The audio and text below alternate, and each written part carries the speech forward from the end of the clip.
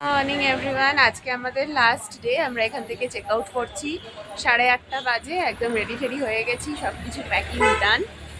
আজকেও কিছু কিছু জায়গা ঘুরতে ঘুরতে আমরা যাব, তো চলো এবার রওনা হওয়া যাক। এই সুন্দর প্রাকৃতিক সৌন্দর্যকে ফাইনালি টাটা বাই বাই বলে এখন আমরা নামছি নিচের দিকে। পৌঁছে গেছি আমাদের প্রথম ডেস্টিনেশন বাতাসিয়া লুপের ভেতরে। আর এখানে টিকিট কেটে ঢোকার ব্যবস্থা থাকে।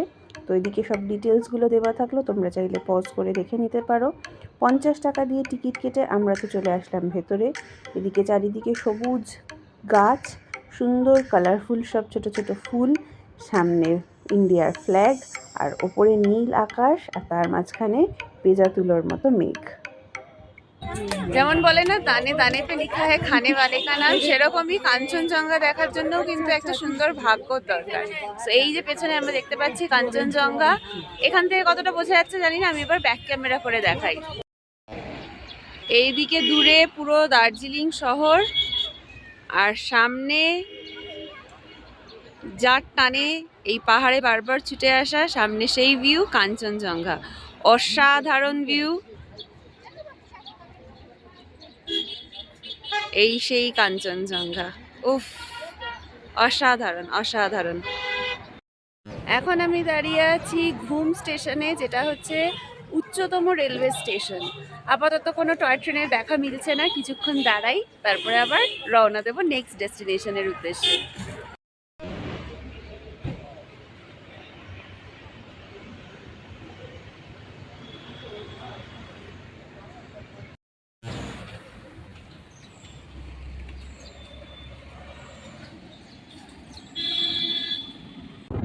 এখন আমরা যাচ্ছি পাইন ফরেস্ট লেপচা জগতের দিকে। পৌঁছে গেছি আমরা পাইন ফরেস্ট লেপচা জগৎ। এখানে আয়ুষ গ্রাম, আর এখানে বেশ কয়েকটা হোমস্টে, হোটেল সব কিছু রয়েছে। আর এখানেও কিন্তু কেউ এসে থাকতে পারে। সো আমরা ফেরার পথে যাচ্ছি, আশা করছি পরে কখনো এসে নিশ্চয়ই এখানেও থাকবো, এখান থেকেও ভিউজগুলো দেখবো। এখন এসছি লেপচা জগৎ। এখানে পুরো পাইন ফরেস্ট, অসাধারণ সুন্দর ভিউ, তার সাথে বেশ ঠান্ডা ঠান্ডা দারুণ একটা ওয়েদার। চলো তোমাদেরকেও ঘুরে দেখাই, আমি নিজেও ঘুরে দেখি, এই প্রথমবার আসলাম এইখানটায়।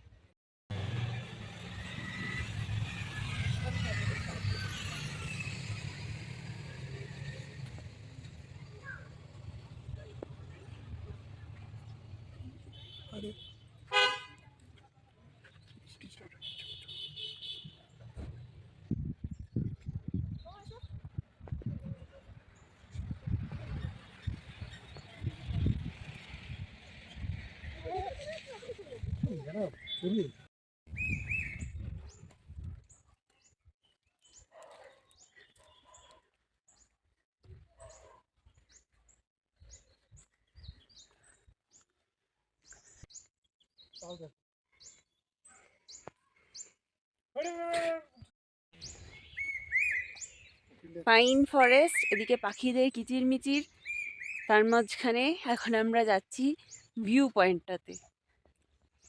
খুব সুন্দর কিন্তু জায়গাটা। ওপরের ভিউ পয়েন্টে এসে এই হচ্ছে সামনের ভিউ। এখান থেকে অলরেডি মেঘ চলে আসছে, ওয়েদার পরিষ্কার থাকলে এই সামনে থেকে কাঞ্চনজঙ্ঘা দেখা যায়। যাই হোক, এখান থেকে দেখা হলো না।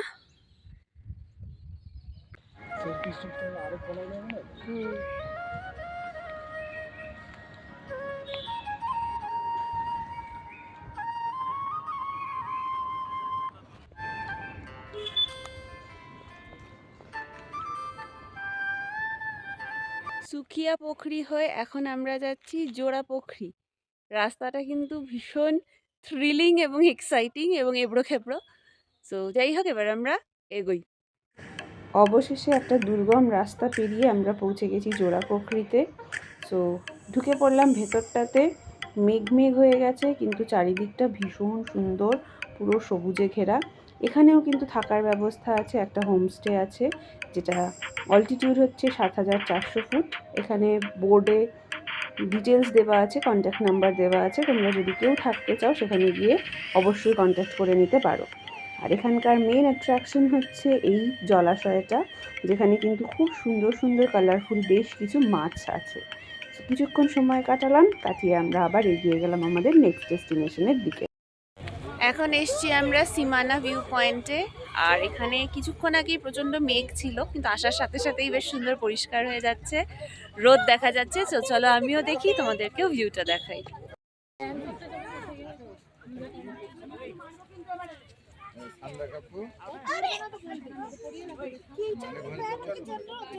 পাহাড়ি রাস্তা দিয়ে নামার পথে দেখতে পেলাম পাহাড়ের ধারে ছোট ছোট সবজির কিন্তু বাজার বসেছে। যেমন সুন্দর রাস্তা সেরম সুন্দর ভিউ।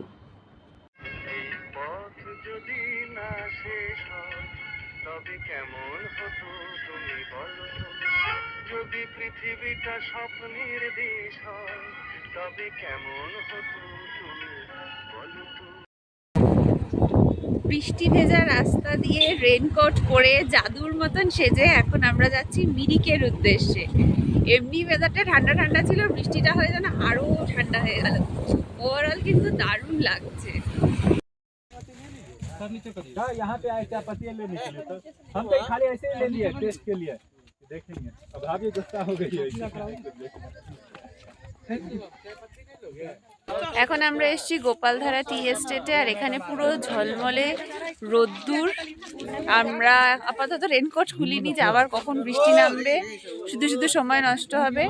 সো ব্যাকগ্রাউন্ডে পুরো চা বাগান, ভীষণ সুন্দর। চারিদিকে শুধু চা বাগান আর চা বাগান। ওই দূরের ওই জায়গাগুলোতে এখন সব চা পাতা তোলা চলছে। আমরা দেখে আসলাম গোপালধারা টি এস্টেট, আর এই দিকটা হচ্ছে ওকাইটি টি এস্টেট। দুটো টি এস্টেটের মাঝখান দিয়ে আমরা এখন যাচ্ছি নেক্সট ডেস্টিনেশন মিরিকের দিকে।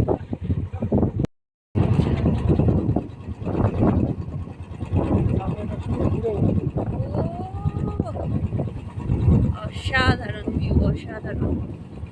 আমাদের বেঙ্গলি এত কিছু আছে দেখার,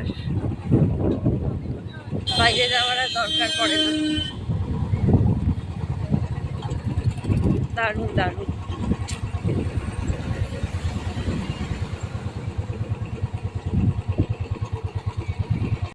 মিরিক আর মাত্র 3 কিলোমিটার, আর দুদিকে পুরো গ্রিন ভেলভেট মনে হচ্ছে চা বাগানগুলোকে। তার মাঝখান দিয়ে আমরা কিন্তু এগিয়ে চলেছি আমাদের ডেস্টিনেশনের দিকে। রেনকোট, হেলমেট সবকিছু পরেই চলে এসেছি একটুখানি চা বাগানে ঢং করবো বলে, চা পাতাগুলোতে একটু আলতো করে হাত বোলাবো বলে। সো দারুণ লাগছে, কিন্তু চা বাগানটাও দারুণ লাগছে, আর হেলমেট আর রেনকোট পরে আমাকে চা বাগানেও কিন্তু দারুণ লাগছে, মানে ফানি লাগছে। টি এস্টেট থেকে কি সুন্দর ভিউ, ঠিক যেন মনে হচ্ছে গ্রিন কালারের ভেলভেট। আর ওই দিকের পাহাড়ে রোদ্দুর, পাহাড়ে যে শহরটা, সেই শহরটার বাড়িগুলোও ছোট ছোট মনে হচ্ছে, খেলনার বাড়ির মতন। এই চা বাগানটা কিন্তু জাস্ট দারুণ লাগছে। সো ফাইনালি এবার আমরা পৌঁছে গেছি আমাদের লাস্ট ডেস্টিনেশন মিরিক লেকে।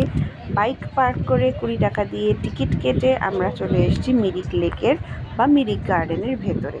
তো চলো এবার, আমিও অনেক বছর বাদে এসেছি, সেই ছোটোবেলায় এসেছিলাম, যেগুলো আর কিছুই আমার মনে নেই। পুরোটা ঘুরে দেখি, তার সাথে তোমাদেরকেও একটু ঘুরে দেখাই। সুন্দর। এইদিকে পাইন ফরেস্ট ব্রিজ, ওদিকে বোটিং হচ্ছে, আর এই সামনে হচ্ছে মিরিক লেক। জলটা কি সুন্দর লাগছে সূর্যের আলোয়। সো ফাইনালি দেখা মিলেছে হেরিটেজ টয় ট্রেনে। আমরাও যাচ্ছি, টয় ট্রেনটাও আমাদের পাশ দিয়েই যাচ্ছে। সেই অনেক ছোটোবেলায় যখন এসেছিলাম তখন টয় ট্রেনে চড়েছিলাম, এবার বাইকে করে ঘুরলাম, এটাও বেশ ভালো লাগলো। কিন্তু মনে একটা খুঁতখুঁতানি ছিল যে এতদিন ধরে দার্জিলিং ঘুরলাম, টয় ট্রেন দেখলাম না। সো ফাইনালি লাস্ট দিন কিন্তু টয় ট্রেনের সাথে আমাদের দেখা হয়েই গেল।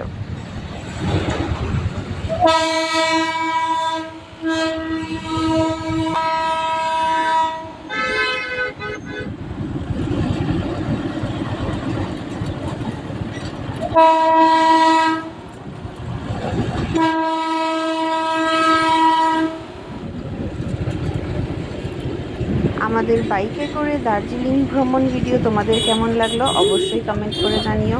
আমার তো বেশ ভালো লাগলো বাইকে করে ঘোরা, বৃষ্টি, টয় ট্রেন দেখা, অনেক বছর বাদে আবার দার্জিলিংয়ের এই ছোট ছোট জায়গাগুলো দেখে আমি তো খুব খুশি।